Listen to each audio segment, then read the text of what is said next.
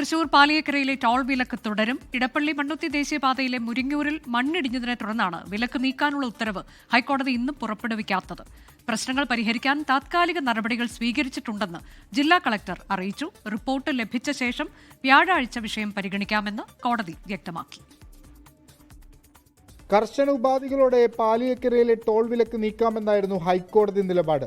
എന്നാൽ ഇന്നലെ മുരിങ്ങൂർ ഭാഗത്ത് മണ്ണിടിഞ്ഞിരുന്നു. ഇവിടുത്തെ പ്രശ്നങ്ങൾ താൽക്കാലികമായി മാത്രമേ പരിഹരിച്ചിട്ടുള്ളൂ എന്ന് തൃശൂർ ജില്ലാ കളക്ടർ ഹൈക്കോടതിയെ അറിയിച്ചു. ഇതിന് പിന്നാലെയാണ് ടോൾ വിലക്ക് നീക്കാനുള്ള ഉത്തരവ് ഇന്ന് പുറപ്പെടുവിക്കുന്നില്ലെന്ന് ഹൈക്കോടതി ഡിവിഷൻ ബെഞ്ച് അറിയിച്ചത്.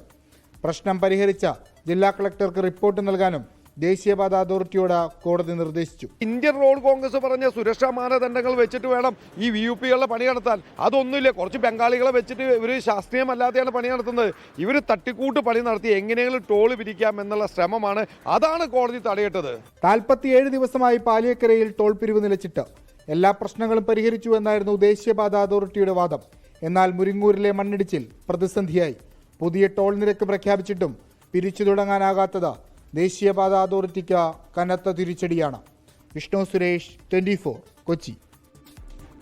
ലോകത്തെവിടെയായാലും ഏത് സമയത്തും 24 വാർത്തകളും ഓഗ്മെന്റഡ് റിയാലിറ്റി പാക്കേജുകളും എക്സ്പ്ലെയിനറുകളും വിശദമായി കാണാൻ ഞങ്ങളുടെ യൂട്യൂബ് ചാനൽ നിങ്ങൾക്ക് സബ്സ്ക്രൈബ് ചെയ്യാം.